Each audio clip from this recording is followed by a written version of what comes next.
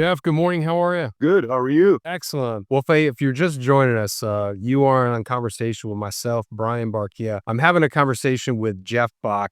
His business is Bach Business Brokers. He focuses on the distillery, spirits, and beer industries. Do I have that right, Jeff? You. Sounds good. So, boy, what a week it has been. Lots of political moving around. There's talks of tariffs in Canada, and that seems to be a moving target. Getting accurate information seems to be a full-time job. What are you hearing about the tariffs conversation out there, Jeff? So the forums, the internet world is going crazy on it because there's new, different information, not even just daily, hourly, definitely gone into effect. Some provinces taking things further than others. Justin Trudeau resigned yesterday, so that throws more questions in the air as to, the new guy that's taken over, at least in the interim. How does he attack everything? So the biggest word there is unknowns and a lot of change, but change is there, period, no matter how we look at it. Certainly lots of uncertainty in the industry, and that will impact some distillers more than other. But a distiller shouldn't panic, right?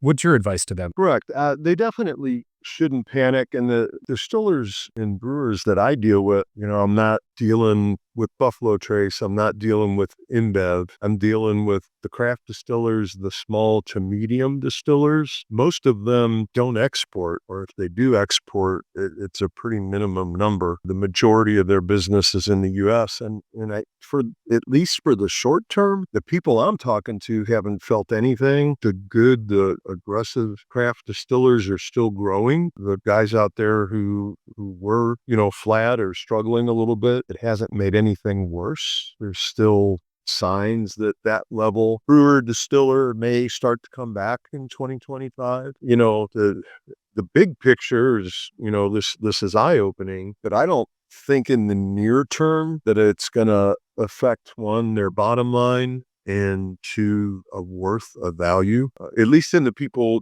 So from the buyer end, the people that I've been talking to, they haven't blinked. Yeah, that you made me think. That's a good point. So with most distillers, they're really not exporting at all, or if they are, it represents just a small fraction of their business. So although not good news for the industry, gosh, it's not world ending either. Correct. And that's why I say for the short term, if it really creates a glut in the whole market, in a downturn, it could trickle down. A trade war is exactly what it's called. It's a war that will progress, and there should be some kind of resolution. Is it a week, a month, a year? None of us can predict that. Don't have that crystal ball. And because we don't have a crystal ball, is that uncertainty, if somebody's considering selling their distillery or brewery anytime in the near future, what's the buyer sentiment out there? Are buyers scared away from this uncertainty that's in the market? Not the buyers of the small to medium brewers and distillers. If they were the big,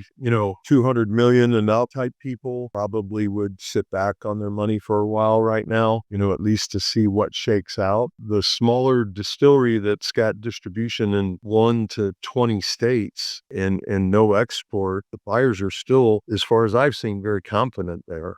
The economy in general is looking like it's going to get rolling again. It gets people out. It gets people buying. Hopefully interest rates will start inching down or continue inching down. You're still seeing strong buyer interest and Oh, yeah. Yep, definitely. it's good news. Yes. Good news for everybody, really. I know, right?